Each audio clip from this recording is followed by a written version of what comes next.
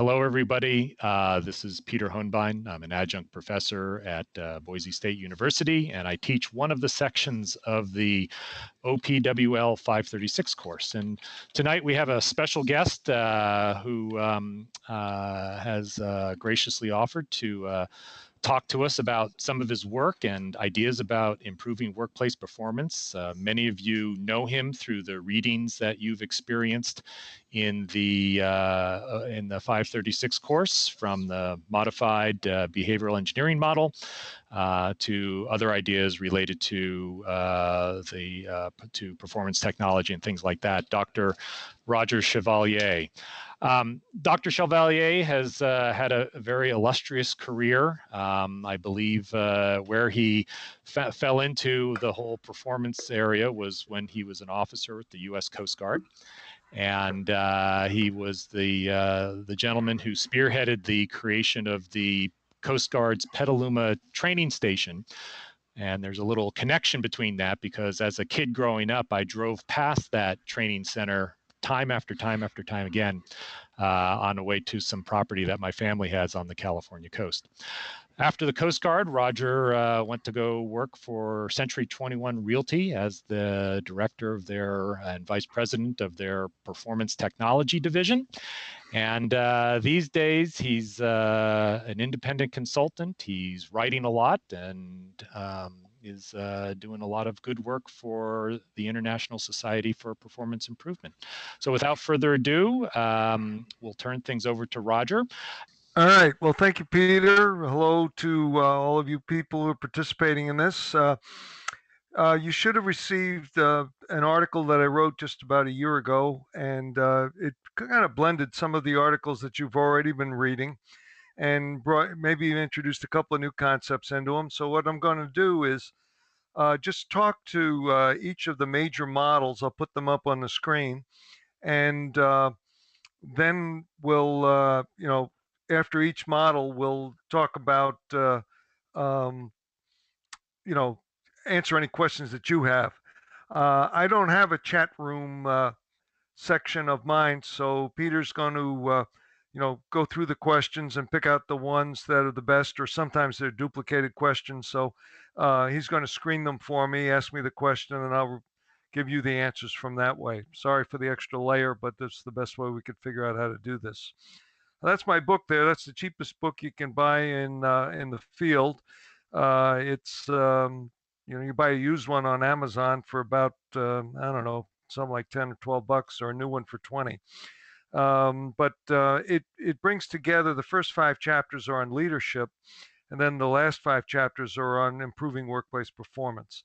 And what we're going to look at is the models that are really in the second section of the book. So, if you remember your Amazon buys, people who bought this book and then they give you a recommendation. It's funny, the recommendation they gave was a noose and a stool to stand on. But that's their sense of humor, not mine. Okay, what we're going to do, we've got a number of different areas to cover. We're going to talk about performance gaps. We're going to talk about structured way of identifying the causes. And I know you've seen the updating of Gilberts Model, and it follows that format. We're going to talk about the performance aid. There's 2 of them, actually. One is the one that's in that article, and then another one that's in evolution of the performance aids and brings it up to date. I've actually been working on a performance aid for manager for about, since 1988, 89, in that time frame, when I published my first article using systems analysis to guide a manager in identifying performance gap and underlying causes. So been at this a while. But we're going to take a look at gap analysis, cause analysis, and force field analysis. We talk about a performance gap. This is our first model that we're going to talk to. It's very simple. It's a difference between our present level of performance and some desired level of performance, and the gap between the two is what we identify as the performance gap.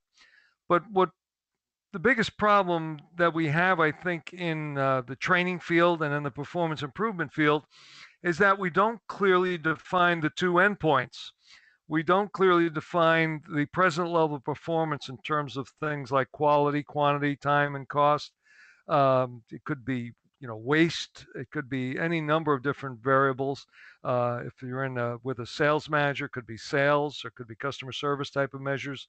But we don't do a good enough job of defining that present level of performance. And then what we need to do is set determine where we'd like to be, which is at some higher level of performance. If where we are and where we want to be are the same place, then we don't have a performance gap. But after that, we need to set a reasonable goal. I'm the only one I know that teaches this part of it. It comes from my background in management by objectives. But setting the reasonable goal is an important aspect of this because, like when I work with a company, the performance gap might be, say, for market share, and it might be a 5-year or even a 10-year gap that they're at 4.5% domestic market share, and where they like to be is back at 11% market share. I'm thinking about an actual company that I worked with where this was the case. They had lost almost 7% of the domestic market share over a 10-year period. And we're going to try and turn that around. But that big a gap motivates nobody. And so what we did was we sat down and said, okay, what would be a reasonable goal? What can we get done? And if you're looking at a 10-year plan, you're probably looking at about a year for your reasonable goal so that people can see that they can, work on this and then determine the underlying causes. And then the advantage of force field analysis, it allows you to first identify the causes and then determine whether they're driving, meaning they're helping to close the gap, or they're restraining, and they're working against closing the gap.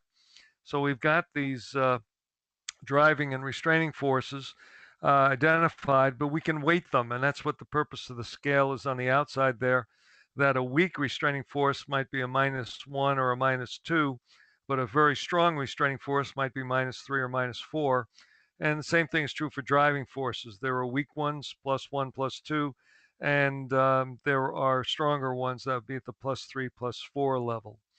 But that's, conceptually the underlying idea that leads to a more systematic approach to first identifying that performance gap, setting the reasonable goal, and this is the underlying idea behind identifying the causes.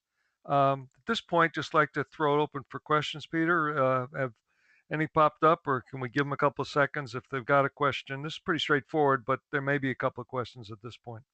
Yeah, there's one question from Jason Groner, who is actually the gentleman who kind of connected us, Roger. Right. And what he's asking is, in a challenging aspect for him is knowing the right questions to ask when identifying causes.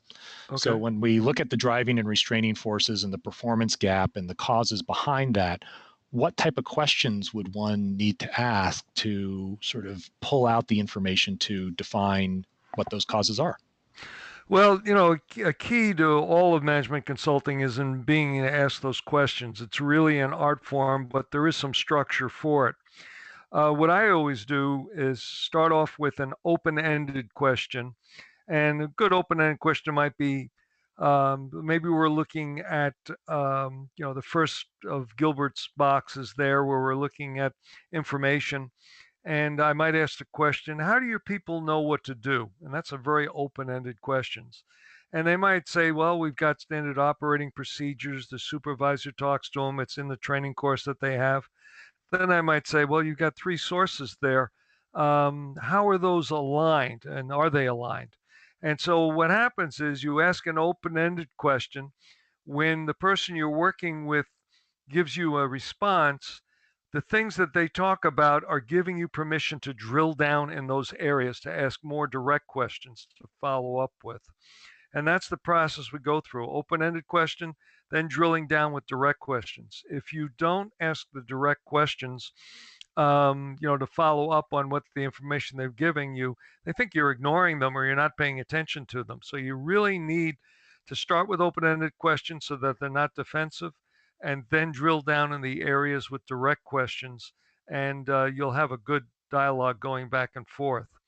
If you go to my website, which is www.about IWP, about improving workplace performance.com, there's a link to my presentation at the 2012 ISPI conference where I present the same material again, but then we run an exercise that shows you how to do the questioning techniques, and you can learn from that. Good question, Jason. And thanks for putting us together. That allowed Peter and I to go visit the Coast Guard Training Center and meet with all the officers that are out there. Yep. So Jason, thanks you for the response. And I just have a follow-up question, Roger, is Sure. when you say direct questions, what do you specifically mean by that? Well, you're honing in on a very specific issue. Again, if I ask the open-ended question, how do you people know what to do? Well, that's open-ended. I don't know what I'm going to get back from that question.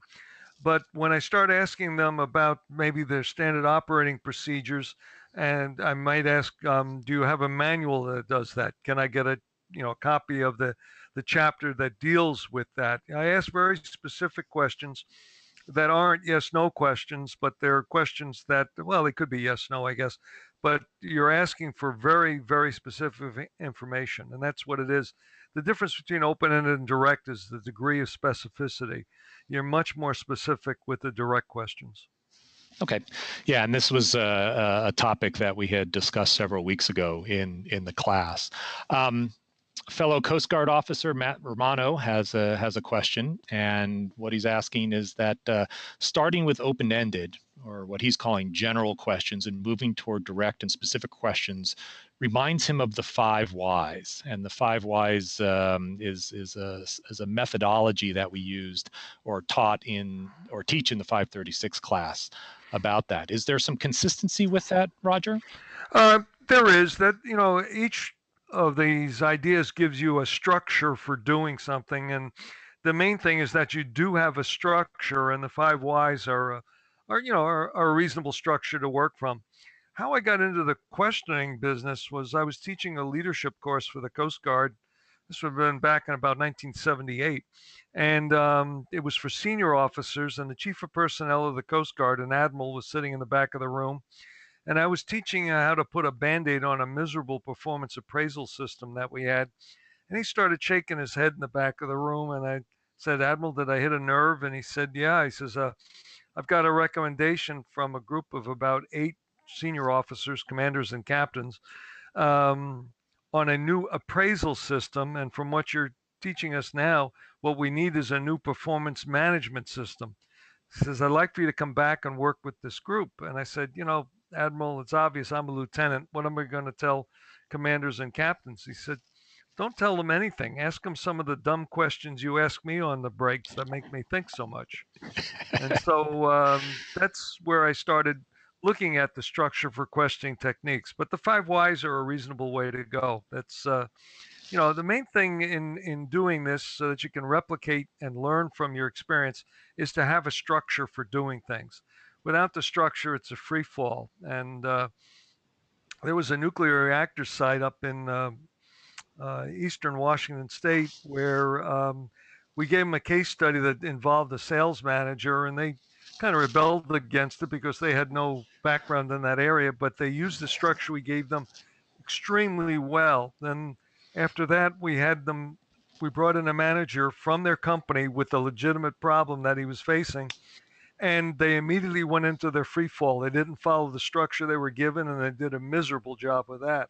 And that was a real big learning point, that you need structure. Structure kind of sets you free, and that you can routinize the simple things, and then you've got time to think about the more complex things. Okay, wonderful. We've got one more question that we'll take from Ji Chen, who's one of my students, as Matt and Jason are. Okay. And she asks a wonderful open-ended question. Who should we ask these open-ended questions in the first place? Okay. Well, the starting point is always the manager that's bringing you in. They could be a manager or a supervisor, but whoever your point of contact, if you're an internal consultant, it'll be usually some kind of a manager that's facing some performance issue, and they're trying to get a handle on the problem and the causes. Or if you're an external consultant, it's the manager that contacted you. That's going to be your first step. But then from that, you may find out that there are other people that you need to talk to. Like in the case study that's in that updating the behavioral engineering model, I started with the sales manager, the general manager of this group that was bringing out this new software product. But all I got was his perceptions, which sometimes are accurate and very often are not accurate. And I said, "Can I talk to some of your salespeople? Because, their perceptions were going to be important as we started to find solutions to they're underperforming." And so, it's where the trail leads you. So you start off with whoever brings you in, and then try to figure out, are there other people that you should be talking to? And that's a question you can ask that person. And they usually have control of the people below them, but sometimes they'll even move you up a level to talk to their bosses. So it's good question. But you Yep. start with whoever brings you in. Okay. So, Roger, why don't we continue forward? Good. Participants, as Roger continues, if you do have questions, just ask them in real time and I'll manage them back here. So, Roger, why don't we continue forward? Great. The questions are super, by the way. You can tell you people are in our field, and that's why I like to do these webinars. I do them for any number of organizations, and I jumped at the chance to do this one because, as far as I'm concerned, you folks are the future of our profession, and anything we can do to, stimulate your thought process, I think is important. Here's an example of setting a goal. And I got this from a presentation made at an ISPI conference by some consultants from the Netherlands. And they were brought in to work with the Olympic team, the swim team from the Netherlands. In the northern part of the Netherlands, I didn't know there was a north and south in the Netherlands, but the north is more Germanic and the south is more French. But the bottom line was they never had anybody take an Olympic medal, and they were focused on a number of different events, but one of them was the 100-meter freestyle. And in 1996, the Olympic gold medal was won by some other country, but in 48.74 seconds. Of the Northern Netherlands Olympic hopefuls, 1997, a year later, the best one they had was around 2 seconds off the mark, around 50.74. So the desired level of performance, though they figured for the next Olympics would be a second better than the 1996 Olympics, or their overall goal was to improve by 3 seconds from their best now 50.74 to around 47.74. Now that's an overwhelming goal for anybody that's trying to improve performance. 3 seconds in an event that takes less than a minute is, just too big for anybody to grasp. So they set a reasonable goal. They said they had 50 weeks of training a year. They had 3 years to get ready. So that's 150 weeks. So they had to improve by 3 seconds. They divided it by 150 weeks. And what they told their people was, we've got to improve you by 0.02 seconds per week. And their people believed that. They thought they could accomplish that. It's a question of turning your hand a little bit differently in the water or kicking an extra kick in a certain period of time. And they used all kinds of other training methodologies, but this was the goal setting part of it. And the outcome was one of their people set the world record at 47.84. So it was a tenth of a second different from what they were shooting for, but he took the gold medal. And they thought that this was a very important part of their process of setting a reasonable goal, that the overwhelming goal of 3 seconds, no one would be motivated by that. But by 0.02 seconds per week, it allowed them to break down the goal into more reasonable bites that people would accept. So just an example. One of the things I've added to this idea is trend analysis. Most people define the performance gap as a present level of performance, which is a point in time. It's right now. It's how we're doing today. And then they make their intervention. And if they have a positive impact, you can see the slope of the line goes up, and that's a good thing. Or there could be no impact where the slope of the line remains constant, or a negative impact, which sometimes happens, that you make an intervention and it has a negative impact. But that's how they measure the success of their intervention. In reality, what you need to do is go back to before that point where you're making the intervention and take a look at the trends that are taking place beforehand. And the only way to do that is to go back to archival data and take a look at the trends that exist.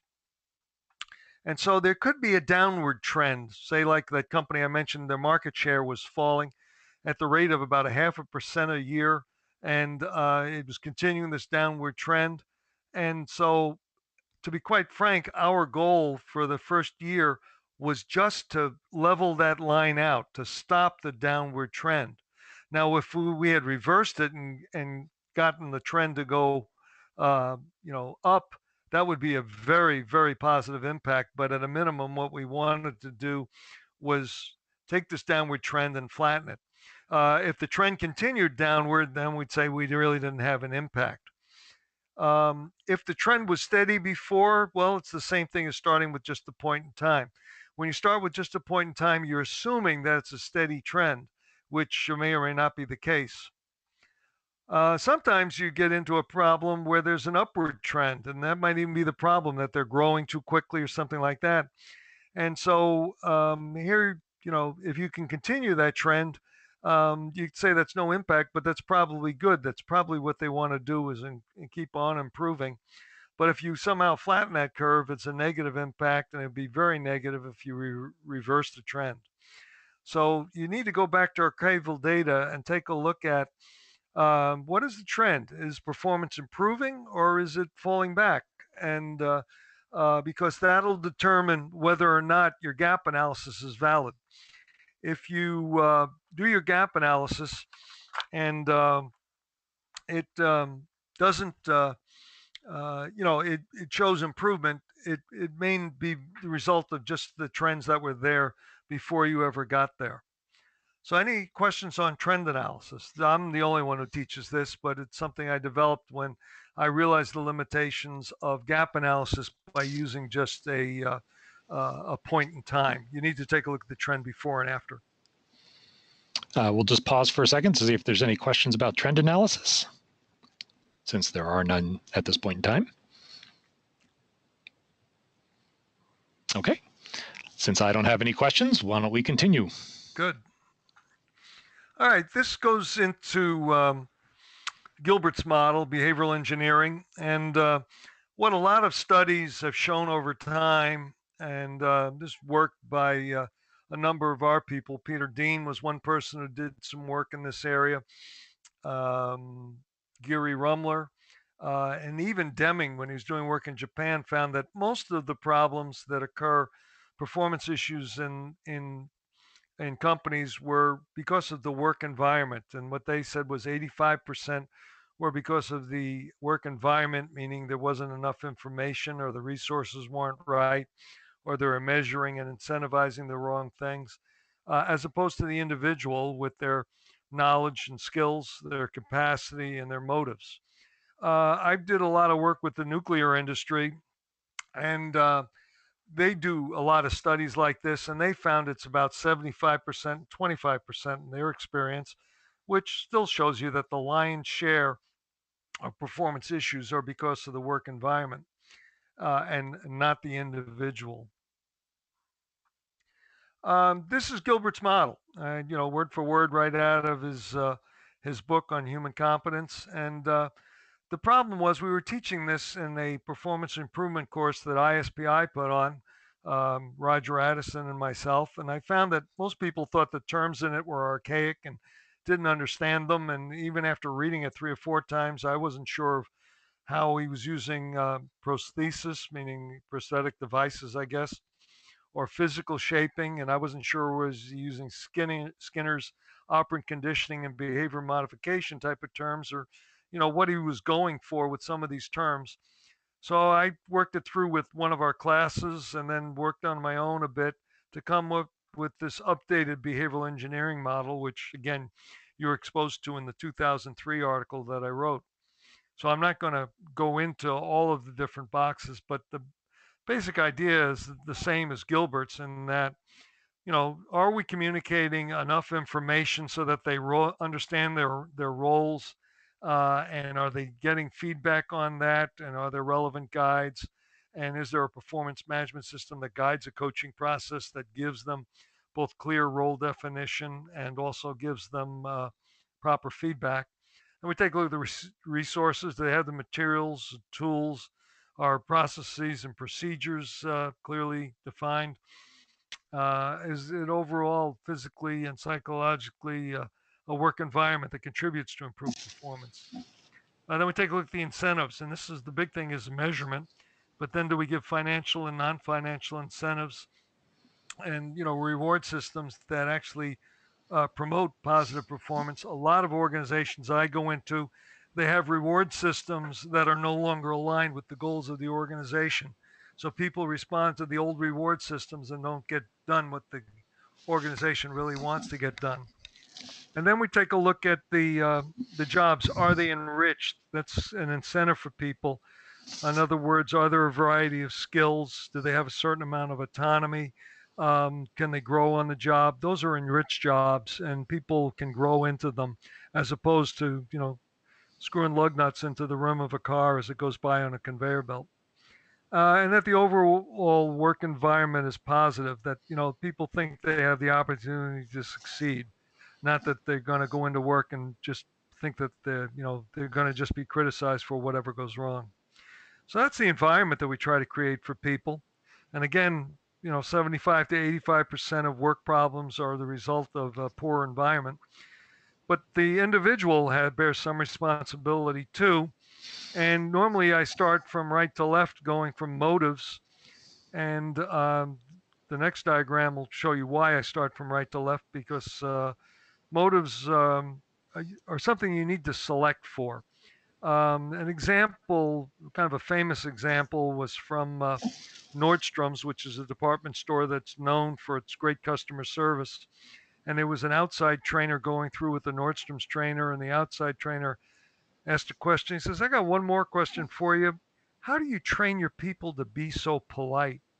And the response was, "We don't. We hire people whose parents taught them to be polite." So this is a selection issue. This is not a training issue. So you got to select the right people with the right motives and the right capacity and the right underlying knowledge and skills, or you're going to be training them forever. And we take a look at the capacity, and it's not just the capacity to do the job that you're hiring them for, but it's also their capacity to learn. And this has become much more important as work environments change very rapidly now, as technology changes. And then we take a look at their knowledge and skills, and it usually goes from knowledge to experience with feedback, and then skills are developed. And there's a certain level that you want to bring in, and then after that you have to train them to the exact standards that you're going for in your organization. This is a fairly complex model. Any questions on this at this point? Yeah, we do. Matt Romano has a question about enacting change, and his question relates to cost, and he's asking if making changes in the environment section is usually a lot cheaper than enacting change in the individual section. Yeah, almost always the environment, particularly the information cell, is very easy to fix. If you go to my website, there's an article I wrote with Paul Hersey, the developer of situational leadership, that the very beginning of it shows you a performance management cycle. And if you just implement that cycle, which was what I was teaching in that leadership program years ago for the Coast Guard, that particular model I developed while I was in graduate school. And it allows you to communicate expectations both for means and ends at the beginning of the period. In other words, what are the activities that are key and what are the results? And then you observe performance, you give feedback, you document performance, and you adjust the goals as necessary. And then you take a look at what you're measuring and incentivizing. You're doing those things, and those are relatively easy to fix. It's very expensive to fix people. So good question, Matt. And I have a question, Roger, and this is sort of more of a futuristic question, is that as you were describing the updated behavioral engineering model really became updated for the need to simplify and to explain. And that's very similar to what Carl Binder's done with his 6 boxes model, which is taking the behavior engineering model and simplifying it in another way. Sure. Do you see in the future any significant improvements, meaning not just simplifying the model so people understand it, but for other ways of looking at performance that the model does not account for now? Models in the future. Let me tell you something that the only people that implement change of any significance in organizations or in the theory base that we work with are outsiders. I always considered myself an outsider, even within ISPI, because I came from a platform trainer, not even a course development type of trainer, but from a platform base. And I was a manager that was put in charge of training, and I learned the value of evaluation because as a manager, I needed good information with which make decisions. So we did a lot of evaluation work, and a question of being an outsider allowed me to look at things differently than other people. The only differences anyone will make to the field in the future are things that make you different, not the same. So buying into other people's models like Gilbert, all I did was refine his model, but you can tell there's a number of things that I've done that nobody else is teaching yet, and they may catch on and they may not. But there are other people out there who are on the edges, and we need to respect those people who are different, not coming from the traditional roles. Like right now, all of you have different backgrounds, but you're being indoctrinated into our system through a traditional role of education. I didn't have that luxury. I had to hire in people and then learn from them. But I've always considered myself a bit of an outsider, and I think that's where the changes are going to come from. But I think in my case, I've exhausted most of the possibilities of the things that made me different. And it's going to have to be somebody else who picks up the ball and runs with it.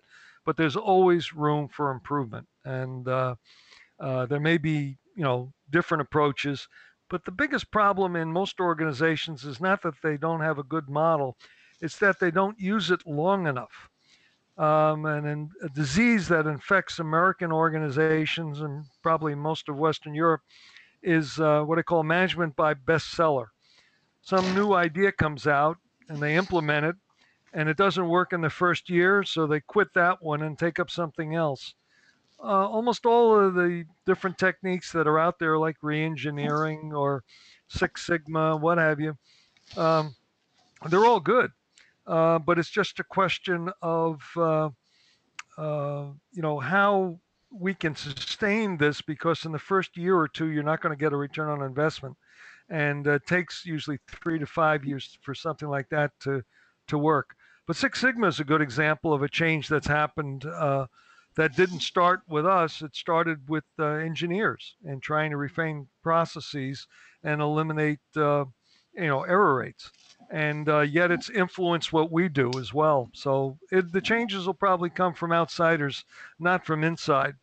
And the things that make you different are the things that are going to make you successful and viable in working with organizations. But I can't predict change anymore. I've been the change element for many years, but now I'm kind of at the end of that. Wonderful. Thank you. Sure. I don't see any more questions, so let's continue onward, Roger. Okay. I was working with McDonald's, who gave me permission to use this, but they took the model that I had used. I was working with their training and development staff. The senior vice president for global training sat in on this, and he saw the Gilbert model, and he realized that his part of the organization was just that yellow part of the diagram, training, and that other people are responsible for selecting people with capacity and motivation. But in terms of expectations and resources and incentives, managers control all of those things. And so what he needed to do was, they have what they call 6 hamburger universities. He went out to there's one in Chicago, which is the parent one, but then he went out to the other ones and met with all the senior managers from around McDonald's And he thought that the model that I gave him was too complex, the 6 boxes, but showed him this kind of pie shape. And I said, it should have been a McDonald's hamburger that they were carving up, but not a pie. But the bottom line was it allowed him to show them their responsibility in this process. That training he was responsible for in training their trainers and getting out the ideas. But we have to have the right people, which were the people who did the selection in these organizations. But then the managers who created the work environment. So it's just another model, but it's kind of a neat way, a very simple way to communicate Gilbert's ideas. So, and that came from a corporation and one that saw value in the model and was moving towards more performance-based interventions from just training-based interventions. This goes back to Matt's question in terms of cost.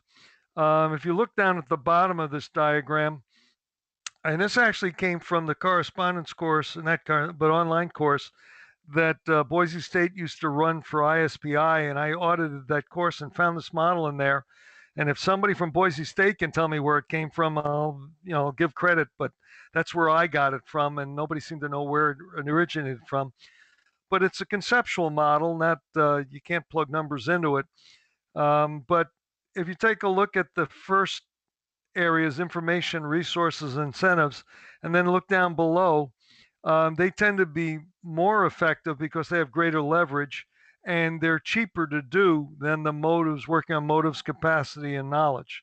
So it's just a conceptual model that shows that lower costs for working on the environment, but greater results. And if you're going to work on the knowledge level, you better be working up in the environmental factors because the student that you train will only be good as the environment that supports or negates that training when they go back. If they go back with a new idea, something you train them with, something the corporation wants to move to, and their supervisor said, that's great, but that's not the way we do it here, all that training is useless. It's not going to have any value to the organization. So any questions on this? Again, just a conceptual model, something to look at and understand the relationships, but not so much to plug numbers into. I do not see any questions at this point in time, and that is a very interesting fun fact that you got this model from somebody at Boise State, because everybody's been thinking that this is all about you. One of the things you got to learn in life, you steal from only the best. Exactly. I stole from Gilbert. Matter of fact, when I wrote the article, Gilbert was already dead for, I don't know, maybe 10 years, maybe a little bit less than that. So if you're going to rewrite the work of one of our gurus, make sure they've been dead for a long time.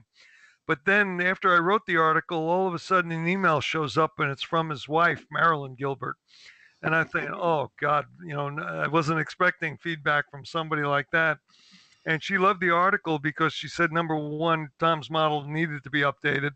But number two, that I gave full credit in my article for his model, where most people are just stealing the model and changing a couple of words and claiming it as their own. And that's just not healthy. When you write articles or when you do work, always give credit to the people you have borrowed information from, and it actually increases your credibility, not decreases it. But some people feel like they've got to take credit for all of it when really all they did was massage it a little bit and change it. So that's my feedback on articles. But the other thing is that always go back to the original of the author's work, whoever you're quoting. I was a reader for a woman's doctoral dissertation. This was just the research phase. And she was going to compare some aspect of the work environment to Maslow's hierarchy of needs. I thought, okay.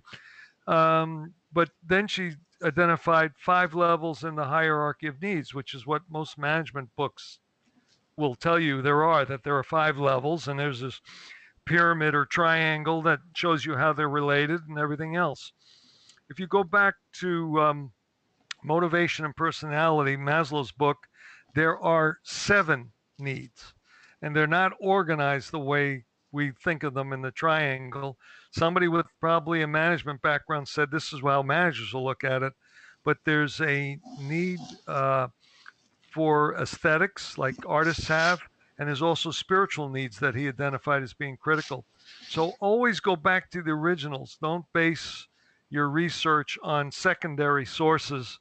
And for some things, I'm an original, but for a lot of things, I'm a secondary source for this information.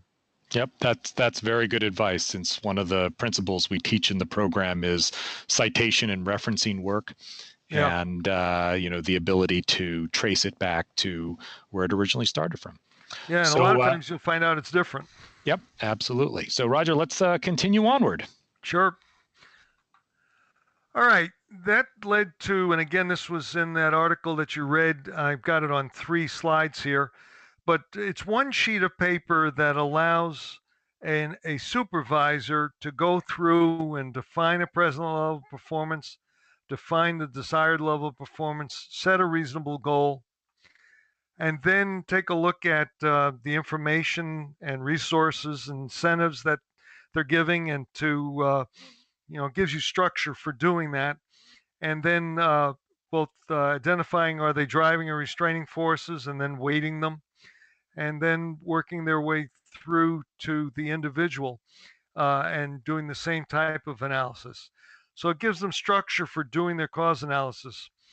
The biggest problem with managers today is that they go in and they look at performance gaps, and they immediately go to remedies. They're going to go to solutions right away, and either solutions they have used in the past, or they'll call up a buddy in another division and say, "Did you have a problem like this, and what did you do?" And immediately go to a solution rather than doing a good cause analysis. One thing I'll tell you is I think the future of ISPI isn't consultants, internal and external consultants, and it isn't training and development people, and it isn't our performance improvement, consultants, like I've been saying. It's managers. There might be 10,000 people in the world to do the work that you're aspiring to and that I've been doing for years. And but think of the number of managers there are, just say in McDonald's around the world. There's an endless supply of those people, and those are the people we should be reaching directly. And I've been saying this for years, and hopefully we'll have a breakthrough this year to expand the role of ISPI to get down to the management level, because I think we're in trouble. Our membership levels are dropping, and we've got to do something dramatic. And I really think it's because our target population is wrong. All right, in that example, we defined this, and you should all be familiar with this. In terms of the group that I was working with, and where I got this information from was talking to the manager, and then talking to the salespeople. And then this is how the analysis worked out. I'm not going to go through it, but you'll notice that the clear expectations has got arrows on both sides. Expectations are both for means and ends, activities and results. And for the results, the result of 1 sale per salesperson per month was very clear. Everybody knew that. Everybody understood that. But the expectations for their activities, how many cold calls they should make, how many presentations they should make, all those different activities necessary to be done to be successful, just weren't described. And so this ended up being a driving force, and that the ends were described, but a restraining force, because for the new people, the activities were actually more important, that they know what it is they should be doing daily in order to be successful. But again, you should all be familiar with this from the article. Roger, this is Peter again. Can you dig in a little bit more in terms of how you've gone about making these ratings, to where, for example, in clear expectations, we have it as a +2, whereas on the restraining side, we have it as a -3. Where have you gotten the data to be able to make these types of ratings? Okay, in this particular case, it came from the manager and from the 6 salespeople that he had, in terms of how they saw it. And first, I worked with the manager, and he saw it fairly closely to the way his salespeople saw it. They were a very close-knit group, so they saw these things the same. And you can either actually use this chart and have them work with you on the chart, or what I do is I just ask the questions and go back and reconstruct the chart, and then compare the manager's view of it with the employee's view of it, and then bring the two together and give them what I see as the problem and get feedback on that. But it's a subjective estimate as to how it's impacting the gap. The expectation for the goal was positive. I think it was having a positive thing. The people were involved. They wanted to accomplish that goal. They saw the value of accomplishing that goal, and it was a driving force. But the restraining force was more powerful. And I myself would have put that one out at a -4, but this was the result of one of my classes. They put it at -3. But that was really one of the biggest problems that they had, was this idea of not having clear expectations, not having relevant guides, not having clearly defined processes and procedures. And so those had to be the major restraining forces. And then once you've got this diagram done, it gives you the methodology for making change. You want to increase the driving forces, you want to decrease or eliminate restraining forces. You want to start at the top with information, resources, and incentives, and then work down through the individuals. But it gives you a structure for mapping out your change. But it's Yeah. a subjective estimate, even though it looks kind of objective when you lay it out this way. Yeah, Jason has a question that came up in our class when we were working through this particular model. And what he's asking is, what's your recommendation regarding the exact questions that you would ask to get this data? Are you asking questions that would start with manager? What clear expectations are you providing your employees, or are you massaging or elaborating the types of questions that get at that type of information?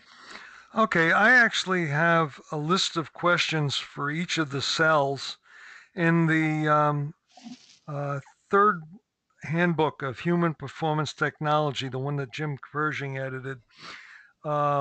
It lists all of those. That was one of the things that Marilyn Gilbert said to me, that Tom actually had probe questions, is what he called them, for digging down, but he didn't start with an open-ended question. So I made up the probe questions, and I wanted to write an article with her, but she never got around to her half, so I put it into that handbook. But there are questions for each of these cells, and it starts with an open-ended question and then goes through the 5.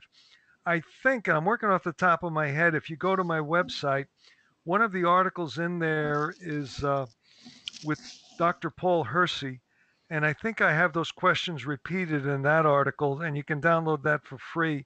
And it's in the articles and resources section of my website. There are 6 articles there. A couple of them you've seen, probably some of them you haven't seen.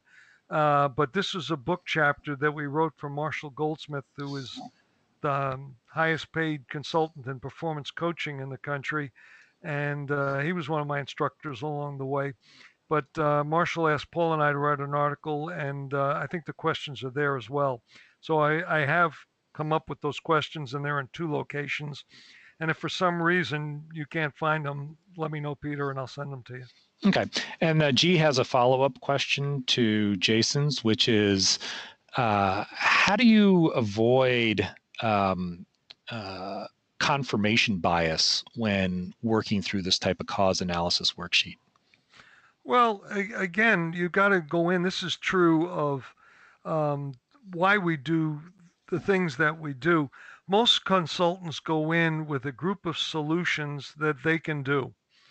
In the Principles and Practices of Performance Improvement course that ISPI puts on, and I've taught that many times, there are, I think, 4 pages, single space, of different solutions that you can use. Most of us are expert in maybe 5 or 6. And the problem with most consultants is they go in looking for problems that they can solve. We don't.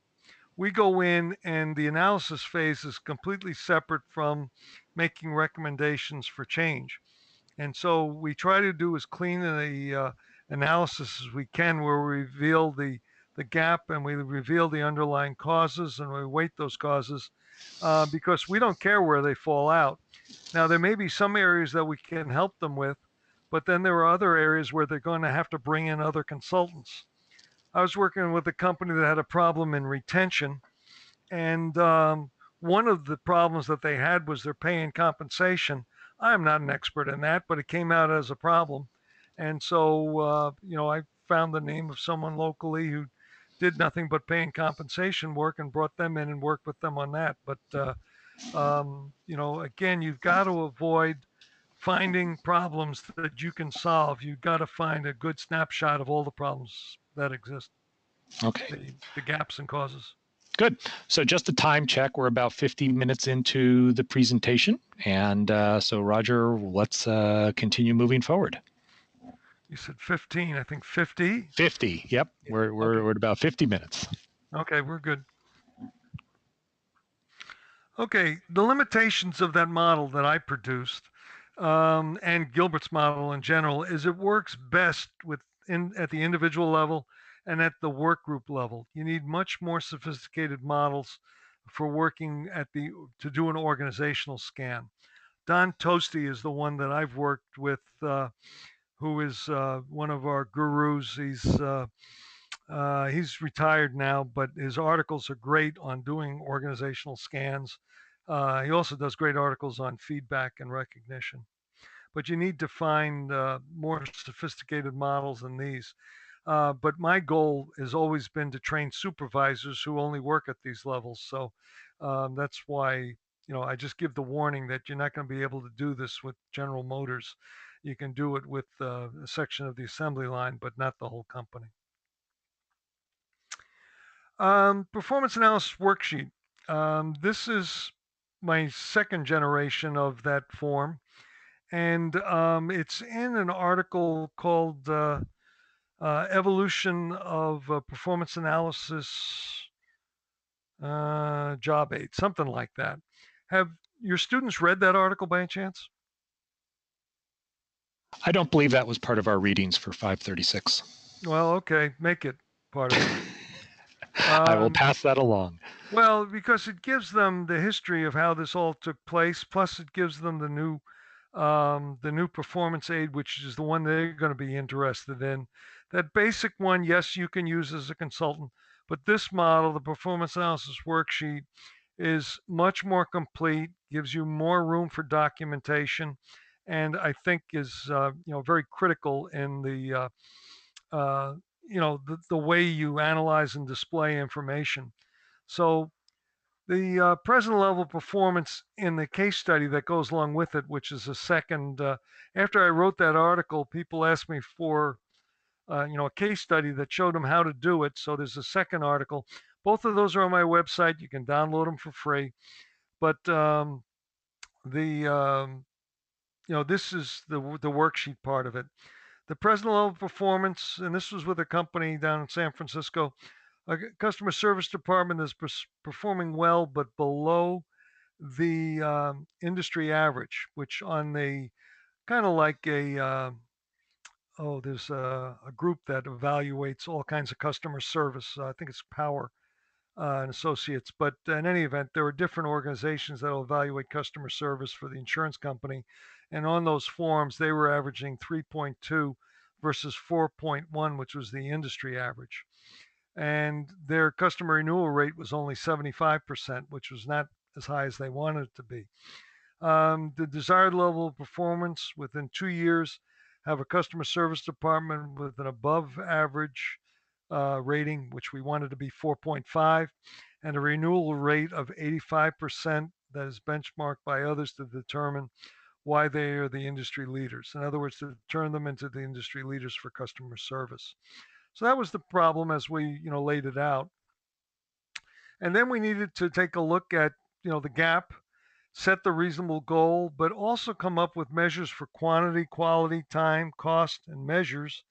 And then we also wanted to expand all of these different things. So the goal itself, we defined as within 6 months, have a rating of 3.8. In other words, move it from 3.5 to 3.8 and a renewal rate of 80%. So, it's smaller, but we had a 2-year goal. This was in 6 months. It was something that people would be challenged by, but not overwhelmed by. Measures of quantity, 80% renewal rate was the measure of quantity. Measures of quality, 3.8. Measures of time within 6 months. Measures of cost within their annual budget and the goals that they had for that. Other key measures, 100% retention of their top 10 performers, meaning the customer service reps that were giving them their best service, and improve all customer service reps to a rating of at least 3.6 or replace them. So these were different measures that we had that we built in there, much more elaborate than just a normal gap analysis. Then what we did was go through where this new form, which has the full definitions on the left there. So for our information cell, it uses the same terms that are in the updated behavioral engineering model. So the descriptions are clearer. They're not just cues, they actually have those descriptions. But then they can plug and chug with a Word version of this. They can just type in what they observed so that they can share that information with others and then do the rating the same way. So that this has the advantage of more clear definitions of the different cells and then gives them a place to document what they're observing. And then the documentation leads them into giving the proper weight for the driving and restraining forces. And so that cell would look something like this. That the biggest restraining force they had out of the information cell was that they were at about the -3 level in terms of performance expectations. And there's my description of it. Standards for individual performance are not clearly communicated or reinforced. Individual performance is not routinely observed and feedback given. Customer feedback is not gathered and shared with the reps. So they're doing a miserable job of providing feedback to them. Clear and relevant guides, they had some, but they weren't as good as they could be. That was an area I thought there could be improvement. And the performance management system didn't even have a coaching section to it. It was strictly kind of an appraisal system. And so individual performance was not routinely observed. Feedback was not routinely given and documented by their managers. So, it was not a good coaching process. But you can see that this allows for documentation of what it is that you're looking for so that people can understand why you gave them the evaluation you gave them. Questions on this form. I realize this is the first time you're seeing it. There are 2 articles on my website that you can download, again, for free. You don't have to register or anything silly. You just download them as PDFs. And they're articles from our journal in ISPI Performance Improvement.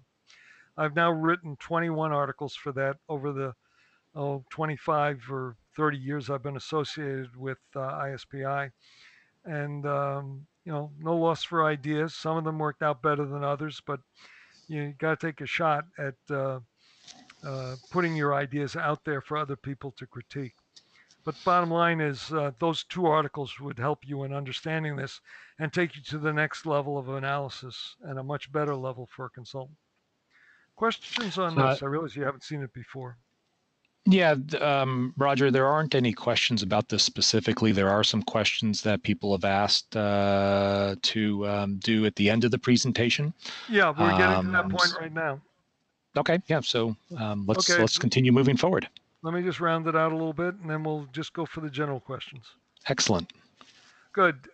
This is just, there's my website up there, aboutiwp.com.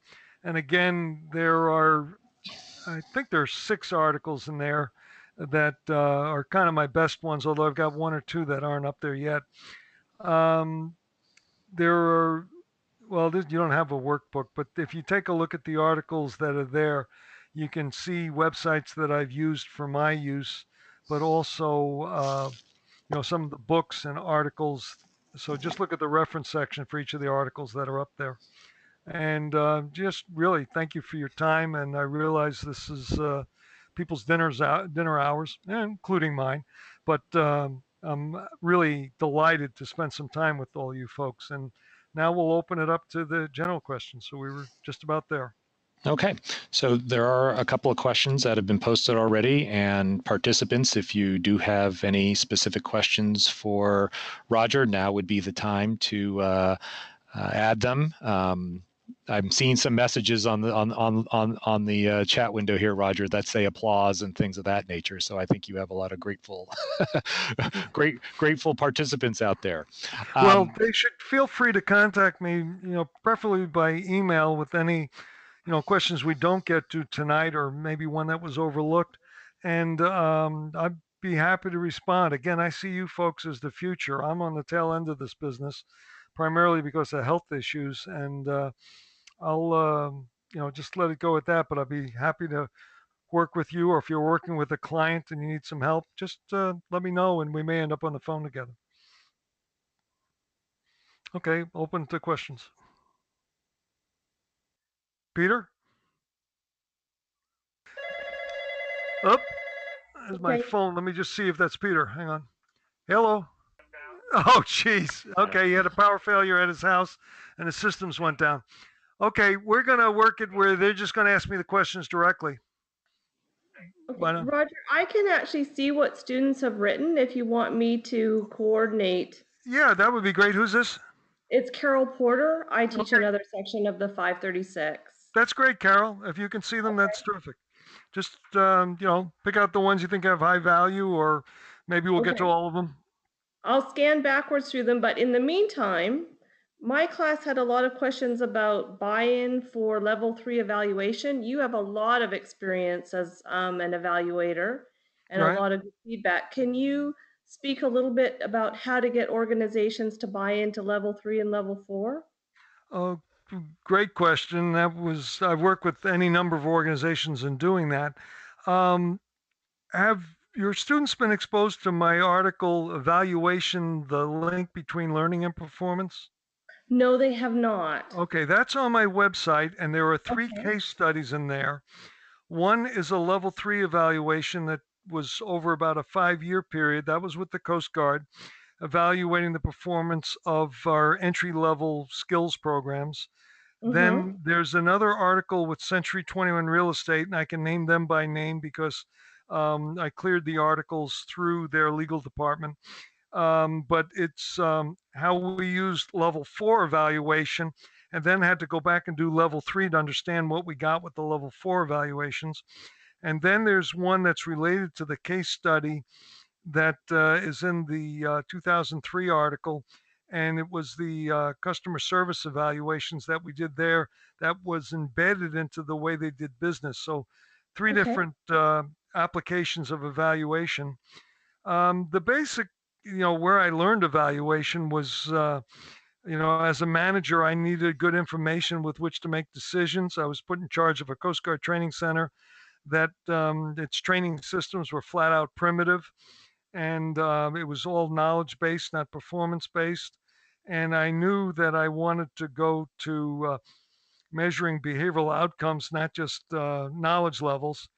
So the first thing we did was we rewrote the curriculum outlines using Megger as the standard, and coming up with what the desired behavior was and how to measure it as part of that standard. And then we went out and surveyed both the graduates of the course and their supervisors, who are in related fields to the graduates, so they would understand the questions, and then bring that information back. And what we found was fully a third of the training that we were providing was irrelevant. Either new equipment was in the field, or new procedures, or they just didn't do it that way anymore. So, we needed to eliminate that. But we also asked the open-ended question, what else did you need, during the first 2 months you've been on the job, and find out what other things that they needed, and added those things into the course. So that was my first experience with it. With Century 21, which was really my next big experience with it, I got brought in as a vice president. I've been a consultant with them, though, for about 15 years. I knew their organization cold, and said that we really need a way of evaluating the 20,000 people a year, 15 to 20,000 people a year that we train in this entry level course, and set up a system for doing that. But since they monitored everybody's number of sales that they made, the number of listings that they made of properties, and the amount of commissions that they generated, those became the three measures, and we were able to measure level 4. But we need to go back with the level 3 to find out why some graduates would go back to an office and do extremely well, and other people from the same course would go back and fail miserably. And it was the work environment of the different offices. Mm. You need stories like that to convince organizations that they can't afford not to do evaluations. And I build it in as part of my intervention that we are going to evaluate it and sell it that way. Mhm. But it's you got to create a need in those people, like the third of the training was obsolete, or what we were able to show we were able to do with Century 21 to improve performance. It's critically important that you demonstrate, number one, your knowledge of how to do this and what to do. But the second part of it is that you've got highly measurable results that can make them look like champions. So that's the basic technique that I use. But I sell it as when you define the performance gap, this is how we're going to measure the result, how tightly we close this gap. And that's really what the measurement is about, either level 3 or level 4.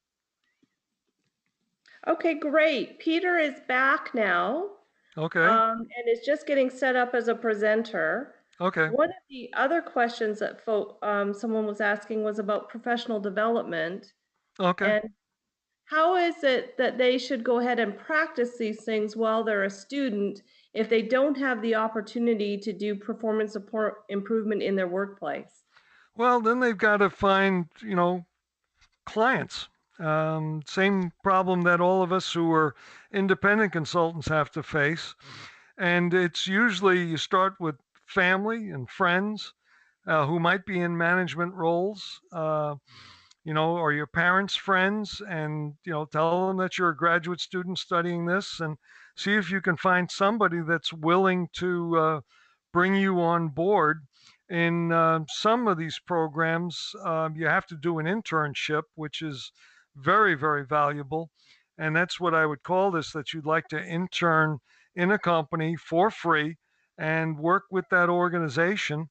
And that's effectively what I did with Century 21 originally. And then they, realized the value I could generate and started paying me for what I was doing. But it was, when I first started with them, they would come to me and I didn't have to travel much. So I did it for free.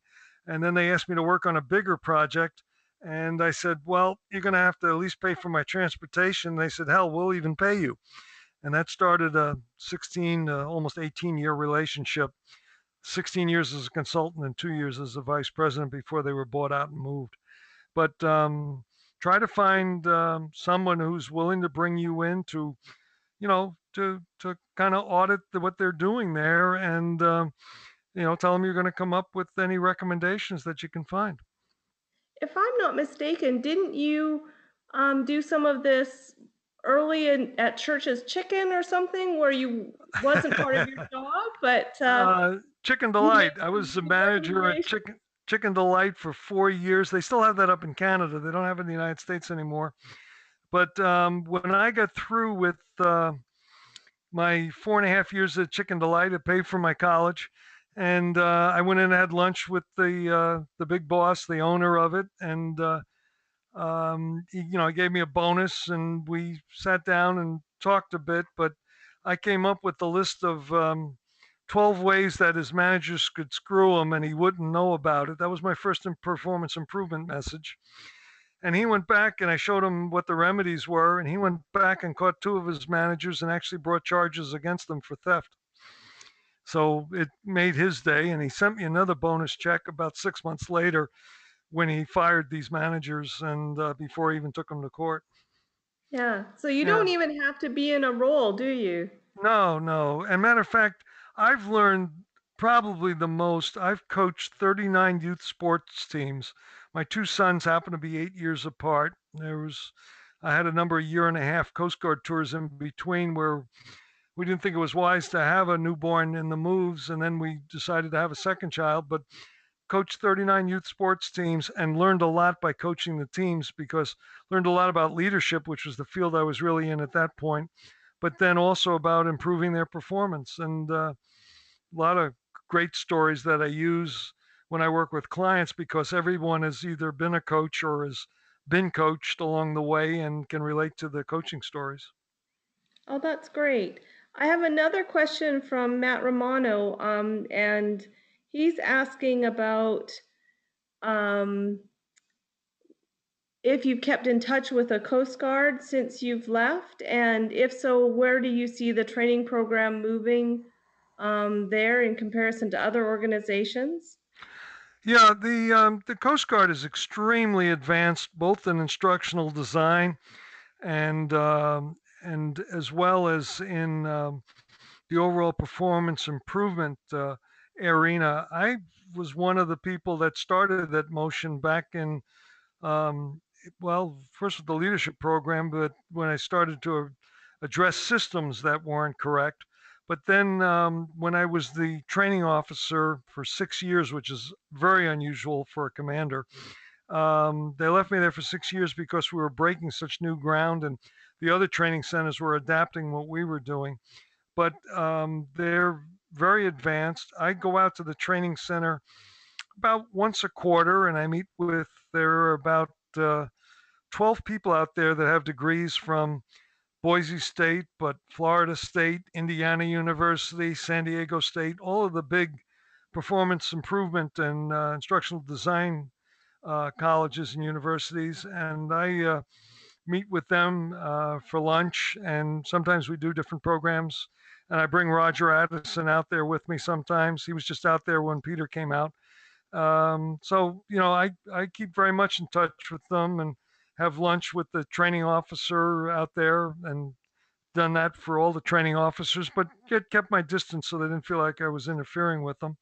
And I meet with the commanding officers at times. But yeah, I keep my hand in the Coast Guard quite a bit. But, Well, all pro bono work. I refuse. They send me a check every month and pick up my medical bills, and I owe them, they owe me nothing for the work I do for them. Okay. Do you have any advice for Matt and another fellow officer, Kyle Weiss, who are going to take on an assignment in the training center in August? Yeah, I heard that they were going there. It's going to depend on the role that they get there. What you want to end up being is in charge of some of the schools. That's where you're going to learn the most. You'll be involved in the instructional design process. You'll really polish the skills that you're learning. There are other roles that may, you know, where they do actually do performance improvement interventions, but I really think you need to hone. You haven't earned the right to do performance improvement until you do training right. And so I really think that it's a good way to build up, but try to get to the point where you're in charge of one of the schools. You'll have to go wherever they need you, but keep that in the back of your mind that you'd like to move in and be in charge of like the yeoman and storekeeper school, or the corpsman, the medical school. There's just different schools out there, and that's where you're going to learn the most and polish your skills the best. Oh, that's great. Thank you, Roger. I don't see any other questions. Does anybody got any final questions? Peter, have you gotten your list together? Peter has not got a mic yet. Oh, okay, no problem. He's back and communicating, but he can't speak. Okay. I'm glad at least we still have everybody, that we can do it this way. But if there are any other questions at all that I can help you with, please fire away. I think actually we're about it. And Good. so I really want to thank you, Roger. You've done an amazing job yet again for us. We really Delighted to do enjoyed so. having you. And our students learn a tremendous amount from you. One thing I'd recommend to your students is there's an Armed Forces chapter of ISPI, and it costs $10 a year, or maybe it's $12 a year. I don't know. I'm a lifetime member now, but it's something cheap like that. And they have typically 8 webinars a year that are free, and they're on all kinds of different aspects of our field. And, I listen in on them, every so often when there's a topic that appeals to me, but it's the best $12 you're ever going to spend. And, stay in it afterwards. If you want to join ISPI, that's great as well. But the real cheap way, which I know most students are looking for cheap, that's the best way to follow up and learn. And sometimes there's a local chapter in your area. I realize you're geographically dispersed, but Capella University has a chapter, and there's several places that have chapters that you can join, some for free and some for a nominal charge. And seek out opportunities like that, and always look for opportunities to present. If you're ever going to write an article, present it live at least a couple of times. The reason why is when you put an article out there, it's one-way communications. You send it out and you'll get feedback on it, but you say, geez, I wish I had that question before I published the article. If you present it live, you get the live questions. I was up in Vancouver with the ISPI chapter up there, and I gave a presentation on a new article I was working on. When did Addie, all in caps, become Addie, all in small letters? Yes, we read that. Yeah, and one of the students in the class said, I'm really a coach. I don't know from Addie, and wouldn't it be good if you define that term up front and what the different letters meant? And I said, boy, you're right. And if you look in the article, that's the first thing I do is define those terms. And I would have been blind to that if I didn't present it live. And, do it at a local chapter or do it with your class, but always do it live at least one or two times. And then have people who are in the field critique your article. And then you've got, you got the bugs out of it, and you're ready to go to press. Excellent. That is fantastic advice. And something that we want to encourage our students to take advantage of some of their assignments and work to turn them into articles for ISPI. Well, it's easy to get them onto Performance Express, which is the newsletter that comes out, and subscribe to that. That's free. And then the Performance Improvement Journal, you got to have some meat to your article to get it into there. And the Research Journal is Performance Improvement Quarterly, and there it's got to be really well documented. And I'm one of these managers that believes in you want to get information that's about 70% right. And so I don't meet the standards of Performance Improvement Quarterly. I'm a manager. I am not a theoretician or an academic. And so managers make decisions with 70% of the information, and that's how accurate my information has to be.